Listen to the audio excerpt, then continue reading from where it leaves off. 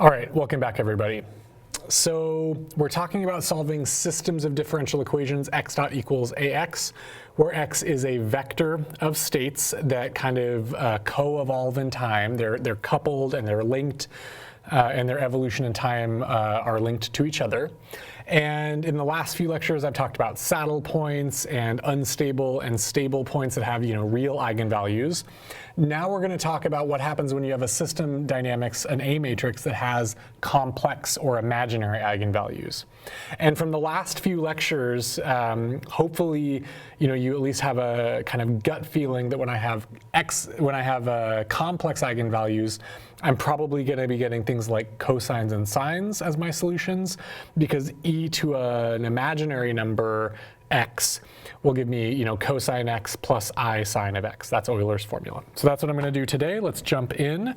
I'm going to write this actually out much more explicitly. The system we're solving is, let's say, d dt of, let's say that this vector x has two components, little x and little y, kind of the x and y component of a two-dimensional system.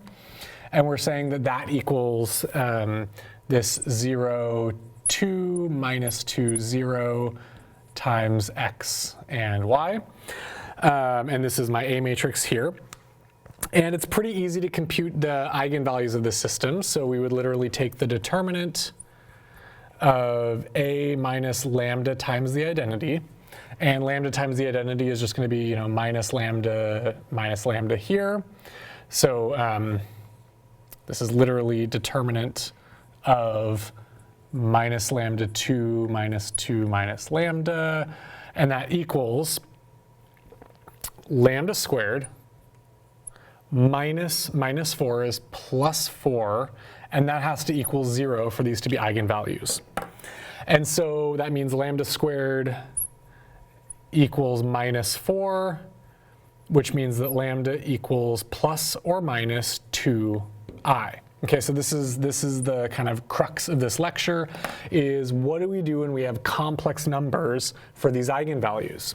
So we know that the solution of this, this system is e to the matrix A times time times my initial conditions. And I can solve that. I can break that down by using my eigenvectors and eigenvalues. But what happens when this eigenvalue matrix D has complex numbers, has imaginary numbers in it? I know that this is a real valued differential equation. X is real, x naught is real, dx dt is real, A is real. How do I deal with a system that has complex numbers in it? How do I get a solution that's real out with these complex eigenvalues? So that's what I'm going to walk you through today. And I want to point out it's pretty easy to get systems that look like this from physics. So I just want to convince you that this is in fact a very physical problem. So if I take something like a pendulum or a spring mass, remember my spring mass system was another good example. So either a pendulum for small angles, or I have my my mass on a spring. Both of these systems are governed by F equals ma, which is a second order differential equation. And I have something like x double dot equals minus x.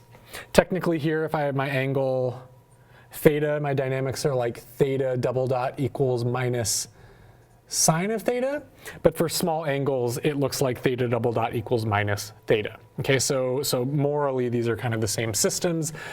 This one oscillates for small angles, this one oscillates. Again, cosines and sines. And so I can create this larger system by introducing, x dot equals v, and v dot equals minus x. And now I have the state of my system of x and v, d dt of that, equals a matrix times x and v, and that matrix again is going to be 0, 1, minus 1, 0. So just trying to convince you physically that yes, it is actually pretty easy to get a matrix that has this kind of off-diagonal equal and opposite structure. That's exactly what I get from this mass spring system and for a small angle pendulum. Here I made them 2s instead of 1s just to make it a little more interesting to show you what happens when these are 2i and not just 1i, but morally this is exactly the same system as this one down here. Okay, so we're going to solve this. We're actually going to compute, we just computed the eigenvalues of this matrix. Next, we're going to compute the eigenvectors and the inverse eigenvector matrix. So that's definitely coming up. Before I do that, I want to give you a very, very brief review of some facts from complex analysis, complex number theory, that are going to help you, because we're going to be dealing with these imaginary numbers and complex numbers. So I'm just going to spend 4 or 5 minutes showing you some really basic complex number theory. If you feel really comfortable, just skip this and go to the next kind of chapter marker where we solve this problem. Okay? Okay, so complex numbers, we're dealing with, these kind of, sometimes we call it the complex plane. And in the complex plane, typically we have, kind of a real part and an imaginary part. And so we would write a number, x plus y is a complex number with a real part and an imaginary part. And that would be, let's say my eigenvalue lambda is going to be a complex number. So in other lectures, maybe at the end of this lecture, I'm actually going to show you what happens when this thing is not just purely imaginary, but it has a real and an imaginary part. So that's why I'm showing you a generic kind of general complex number here. And so that lambda in the complex plane, lambda equals x plus iy, is going to have a real part, this is x, and an imaginary part, this is y. And it's also very convenient sometimes to write this instead of Cartesian coordinates, to write this in what are called kind of complex polar coordinates in terms of the radius of this lambda, the length from the origin, and its angle, theta, in this kind of complex plane. Okay, so this is a very common way of writing this. And you would say, so lambda equals x plus iy. And we could write down that x equals r cosine theta, y equals r sine theta. Okay. Good. So the real axis, the imaginary axis, radius and theta, or x and y if you like, that's fine. And so you can do things like you can say, in this coordinate system, lambda, sometimes I would just say it's, r comma theta in polar coordinates. And you would say that this is r times e to the I theta. The reason we can do that is because of Euler's formula, and I had a whole lecture on deriving Euler's formula from the Taylor series. It says that e to the I theta equals cosine theta plus I sine of theta. We derived this from scratch, this is true. And so if I write r e to the I theta, that is literally r cos theta plus I times r sine theta. And that is like my definition of x plus I y. So I'm just convincing you that I can take x plus iy, my complex number, and I can write it as r e to the I theta. This is, kind of x plus iy is the Cartesian coordinate representation. R e to the I theta is the polar coordinate representation using Euler's formula. And because, again, we're going to be taking things like e to the lambda t, and so we need to know what e to the I t is going to be. It's going to be cosine t plus I sine of t. Very, very important. If this is seeming unfamiliar, go back to the lecture on deriving Euler's formula from the Taylor series. I'll put a link somewhere, either in the description or you can click on it from here. That's pretty much all I want to show you. I mean, I guess, lambda squared is r squared. E to the 2I theta or I2 theta. Lambda to the n is r to the n e to the I n theta, and so on and so forth. Good. So that's just my little primer on complex numbers, because we're going to use a lot of this e to the I theta equals cos theta plus I sine theta. And I want you to be comfortable thinking of these complex numbers either in their polar coordinates or in their Cartesian coordinates. Okay, so now I'm going to get back to solving this. I'm going to erase this and solve this. Okay, so So we just showed that the eigenvalues of this A matrix are plus or minus 2i. I erased all of that, I just put it up here. So now our kind of diagonal matrix of eigenvalues is 2i and minus 2i on the diagonal. And now we want to actually solve this thing. So we need to figure out, what are our eigenvectors t, and then what are t inverse, and then we're going to build this formula and actually write down the solution. This is a little hairy. It's not terrible, but it's just some, kind of irritating algebra. So bear with me. This might be the point where you speed me up to 1.5 times and I go chipmunk. I've had a lot of coffee, so that might happen already. So I'm just going to show you again how to compute these eigenvectors. And it's a good exercise. And just like these eigenvalues are complex conjugates, so if I have a 2i, I have a minus 2i, my eigenvectors are also going to be complex conjugates. That's something we're going to see. So we're basically going to find the eigenvector xc1 for lambda 1 equals 2i. And remember that the way that we do that is we compute A minus lambda times the identity matrix, and lambda is 2i, 2 imaginary I times the identity matrix, and then we find what vectors xc are in the null space of that matrix. What vectors xc get mapped to 0 by this matrix. So this matrix is literally A minus this identity matrix times 2i, so minus 2i 2 minus 2 minus 2i. This is A minus 2ii. And we are trying to find xc vectors in the null space of this matrix. Okay, so literally I'm going to take this, this matrix, minus 2i, minus 2, 2 minus 2i, times, it doesn't matter what I call my dummy vector, the elements of xc. Let's just say, let's call this like A and B. And that is we're trying to find A and B so that that's equal to 0. Okay, and so I do that. I actually write down the system of equations, and I get that, minus 2i, minus 2i, minus 2ia plus 2b equals 0. And similarly, I have minus 2a minus 2ib equals 0. And so from the first equation, I'm just going to move the 2ia over. This equation, I guess I'm going to move this one over and divide both sides by 2. And I'm going to solve for a and b, okay, to make this work. And what I'm going to find, you can do this out pencil and paper. I'm just going to write down the answer. If a equals 1 and if b equals I, that is a solution to this. So if I plug in 1 for a, that's minus 2i, and I for b, that's plus 2i, that of course equals 0. If I plug in 1 for a, I get minus 2. And if I plug in I for b, I get minus 2 is plus 2. So minus 2 plus 2 is also 0. So this is an eigenvector.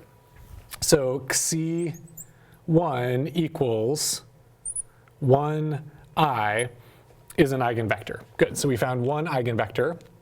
And now we want to do the same thing for lambda 1 equals minus 2i. And I'm like 90% sure this is going to be 1 minus I. I'm guessing that's what's going to happen because they're going to be complex conjugates of each other. I'm just like, my intuition is that the only way that all of these complex numbers can cancel out and give me something real in this expression here, because we know that our pendulum oscillation gives me a real theta and theta dot, and my spring mass has a real position. So the solution of this better be a real number. The only way that's going to happen is if these are, my eigenvectors are complex conjugates of each other. So you'll be seeing that in a minute. But let's actually derive it. And I'll just change colors here for sanity. Let's say that now my xc2 for lambda 2 equals minus 2i, same exact thing. We're going to take a minus lambda, and minus 2i is plus 2i identity matrix equals 2i2 minus 2i. And similarly, we're trying to find the vector in this null space. So I'm just going to write 2i2 minus 2i times some vector a b is going to equal 0, 0.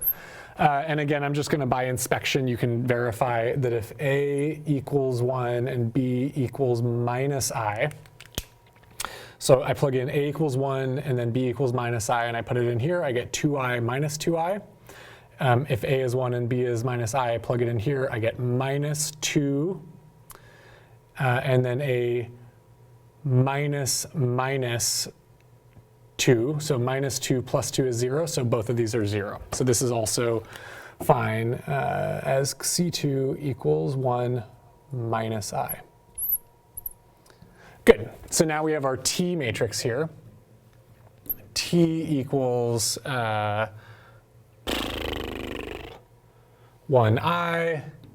and 1 minus I. These are the eigenvectors of my system. Now in my notes, I actually write out, I might derive T inverse from scratch. It's a real mess, and I'm not going to do it. You can do this on pencil and paper, or you can do this in Python or MATLAB, just inv of T. It's easy. I'm just going to write it out. The inverse of T equals, it's 1/2 of what I'm about to write, and I think it is 1 minus I. All of this times 1/2. I should have put my 1/2 out there, but I forgot. So I have d, t, and t inverse. And now we can build the solution of this system using this expression here. So t times e to the dt times t inverse.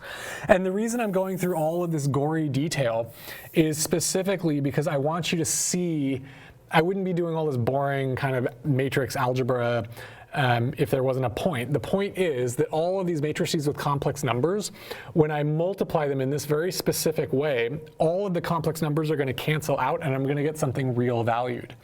Because if you think about it, time is a real number, x naught is a real number, all of a are all real numbers. So I can't have a system that integrates, that moves forward in time and is not real. Everything here is going to be real, even though the building blocks of eigenvectors and eigenvalues are complex. Okay, so I'm actually going to show you and go through the motions here of actually multiplying this out. Let's do this. X of t equals, and it's going to be t times e to the diagonal matrix t times t inverse. So I'm going to pull out this 1/2 so I don't have to keep dealing with it. Times t, which is 1 minus I, times e to the diagonal matrix t. That's e to the 2it 0, 0, e to the minus 2it, good, times t inverse. 1 minus I1. And I'm trying to think if there is a good way for me to avoid, I'm not going to break these into their cosines and sines until the very end, I think. So I'm just going to start multiplying this stuff through. This equals 1/2, 1 minus I times e to the 2it, e to the I2t, e to the minus I2t. This is going to be minus I, e to the I2t, and this is going to be I, e to the minus, oh my god, I2t. All of this, times x naught. Times x naught. And so now I'm going to multiply these matrices together. So this equals 1/2. And now I multiply all of these matrices together, and it's going to be a mess. I'm going to have like all of these terms here. So I'm actually going to maybe color code each of the 4 terms so you can tell them apart. So this is going to be e to the I2t plus e to the minus I2t. That's the first term. The next term is going to be I e to the I2t minus I e to the I2t. That's this one. Then I'm going to get this one here is going to be minus I e to the I2t plus I e to the minus I2t. And then the last one is going to be, now this is the worst because I got i's times i's. I squared is negative, so negative negative is positive. E to the I 2t plus, so now this one's also I times negative is plus e to the minus I 2t. That wasn't so terrible, okay? So this is like literally the matrix times x naught. And I'm going to look at my notes and make sure I didn't botch anything up before I go to the next step. So that looks good. I times minus that plus that. That looks good. I times that.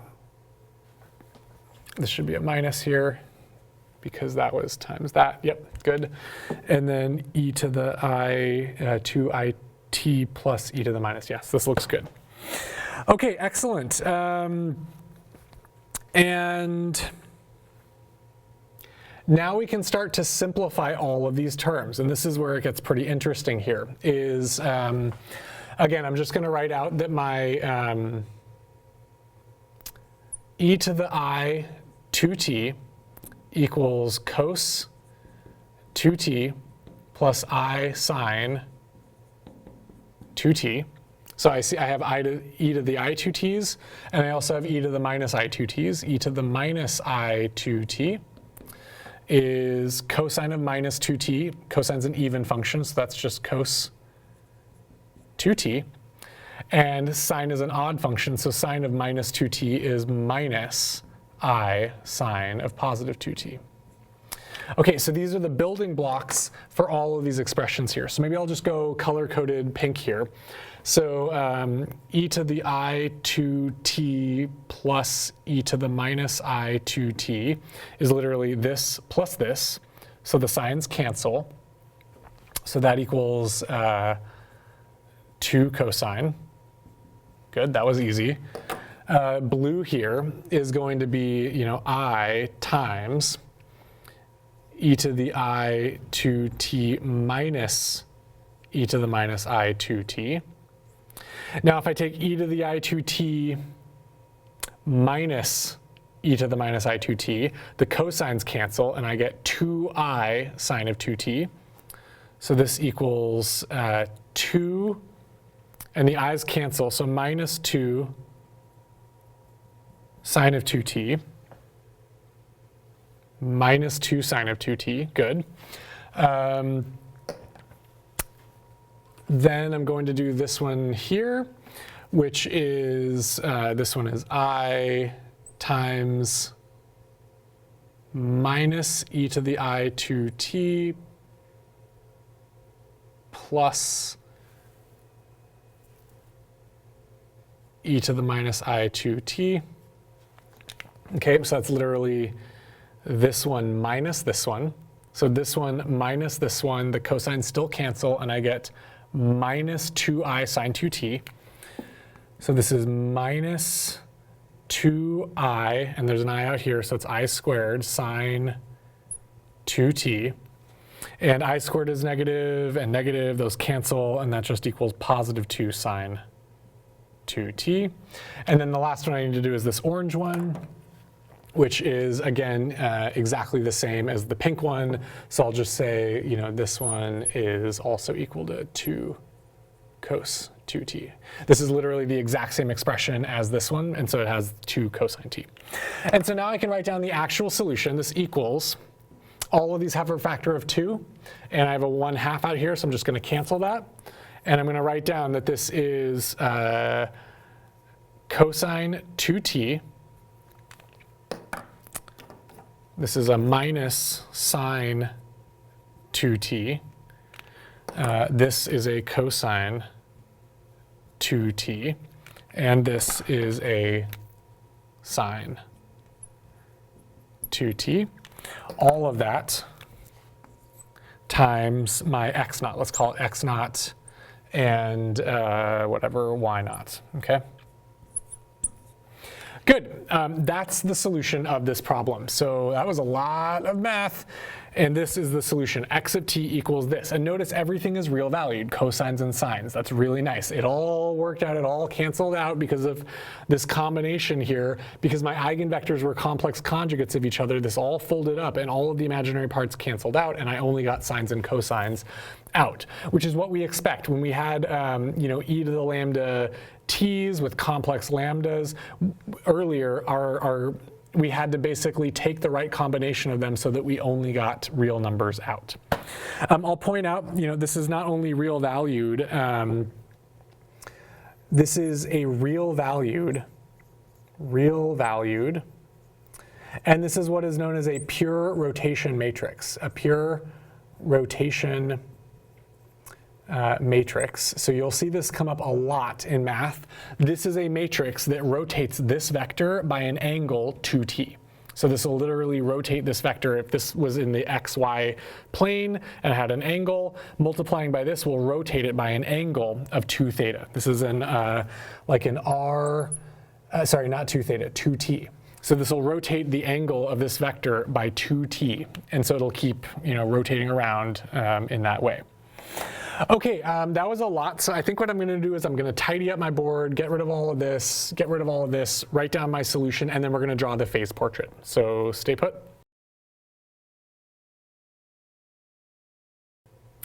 Okay, that was a lot of erasing, and some of my pens had started to dry.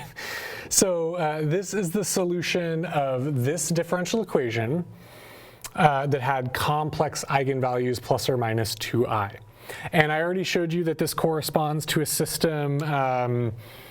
Basically, this is the matrix form of a system. X double dot equals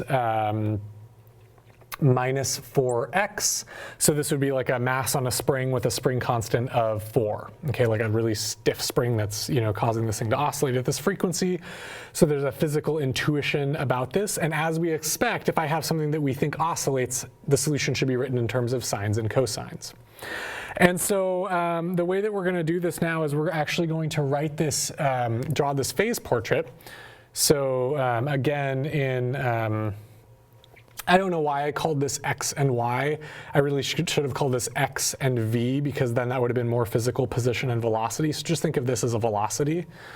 So x and y, but really this is x and velocity, at least in this spring mass system or in a pendulum system.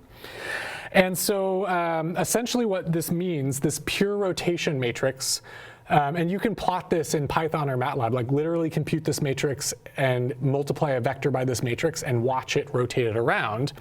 If I have some initial point, let's say I start in the 1, 0 direction and I multiply this through, it's going to rotate that vector and it's going to rotate it around in a circle so that whenever t goes from 0 to pi, this will make a full revolution. And if it goes from 0 to 2 pi, it'll make 2 revolutions. To 3 pi, it'll make 3 revolutions. So as time goes on, this is basically just continuously going around in this circle.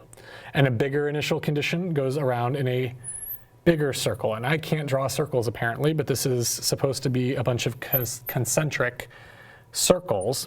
This is the phase portrait of that dynamical system. Any initial condition I start at, it's just going to go around in a circle. And what that means physically, that's actually very physical. If I think about this, let's say that this is a velocity, and we're talking about our mass on a spring, what this means is that if I pull this thing to some big initial x, to some big initial condition, and I let it go with 0 velocity, so my y-axis is 0, so I let it go, what's going to happen is it's going to start moving towards the x equals 0 position. It's going to move towards the x equals 0 position and gain velocity. And it's going to pass through the x equals 0 position at maximum velocity. Then it's going to overshoot until it eventually comes to a stop at 0 velocity. Then x is going to reverse and come back around and again have maximum velocity as it passes through x equals 0. and then keep going forever. And this thing will oscillate with no friction forever. And that's what these circles are. These circles are different initial conditions. You know, if the smallest circle is me pulling it only a little bit and it having a small oscillation. The bigger circles are me pulling it a lot and having a big oscillation. But this is essentially what we get is periodic rotations in this phase plane, in this x position velocity plane. This thing is just rotating around and around and around. And that's a very intuitive physical solution of this differential equation, okay? And we wouldn't have been able to do that without these complex conjugate eigenvalues. These are the only lambdas where e to the lambda t is going to pop out sines and cosines, okay, which we know that this system has. Good. We call this a center fixed point. So this is called a center, because it's kind of like a bullseye, a center fixed point. And this is stable, but sometimes it's called neutrally stable. So it's kind of, it is stable. I'll write this down. It is stable, but sometimes it's called marginally or neutrally stable, which means that kind of if I like breathed on the system wrong, if I perturbed the system a little bit and gave these eigenvalues a little bit of a positive real part or a negative real part, it's going to collapse the stability and make it either, you know, asymptotically stable or asymptotically unstable. Good. This is an important example. It's difficult. That was some of the most math we've done in this series. You know, that was a few boards of heavy algebra, but it came to this very intuitive, simple solution, and that's what I really wanted to show you. Okay, last thing I want to show you now is specifically what happens if I breathe on these eigenvalues, if I perturb the system a little bit. Let's say I add a teeny bit of friction here. So now I have a little bit of a damper on this system, a little bit of a damper, maybe a minus, you know, dx dot here. Oftentimes what that's going to do is that's going to add a little bit of a negative real part to this eigenvalue, okay? And so I'll show you an example. It's not exactly like this, but it's very close to this, where now what I'm going to do is I'm going to add a little bit of an off diagonal. I'm going to say that this is minus 1, minus 1. Those eigenvalues are now going to be, you know, minus 1 minus lambda, 2 minus 2 minus 1 minus lambda. The determinant of that is lambda squared plus 2 lambda minus 4 is still plus 4 equals 0. And I'm hoping I didn't botch this up, but my solution should be minus 2 plus or minus the square root of 4 minus 16. I don't feel like I'm doing this right. Lambda squared plus lambda, that's plus 2 lambda, minus 4 is that. And so the solution should be minus 2 plus or minus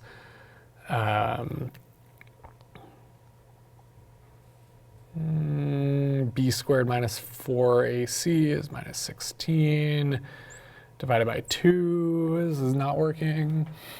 So this is minus 1 plus or minus. I feel like I've totally messed this up. This should be I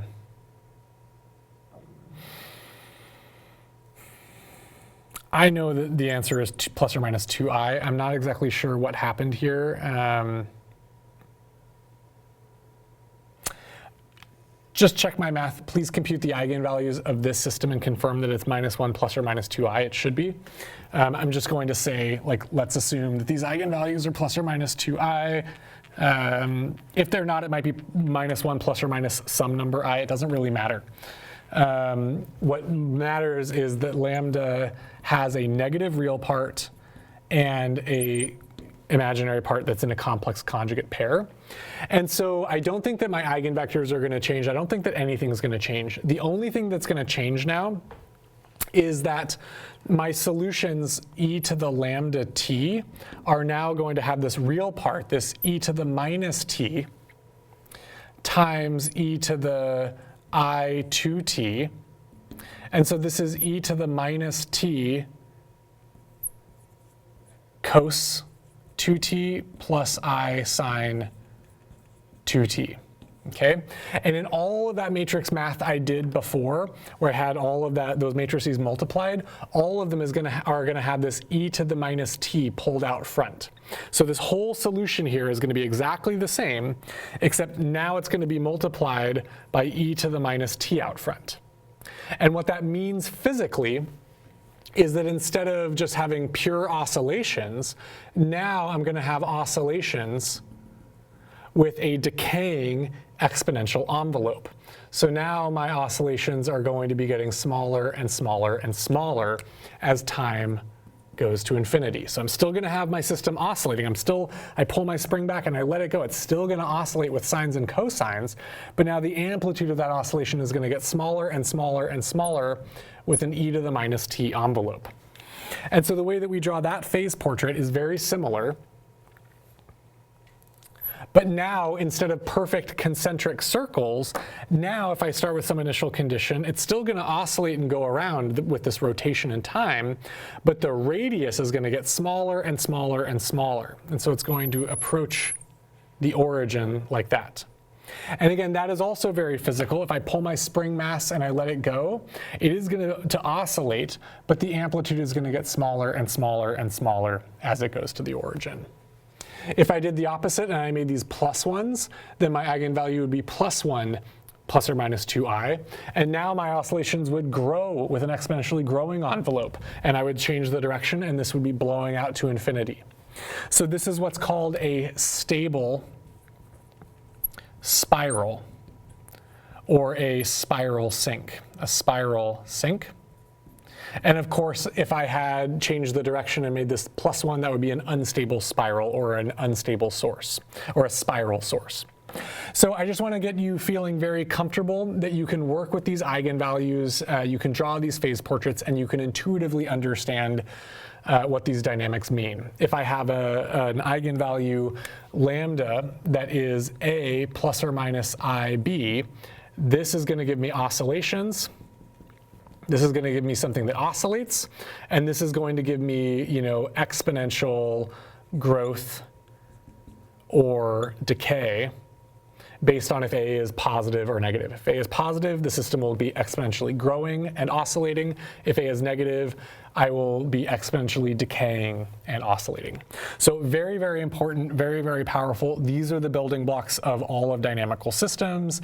And in the next lecture, I'm going to show you now what happens if I have a nonlinear system, x naught equals f of x. Maybe this has quadratic and cubic and other terms that are not linear, but how we can find fixed points where f of x equals 0 and linearize them to approximate the system like this. And then these are going to be the building blocks even for nonlinear systems. So that's all coming up. Thank you.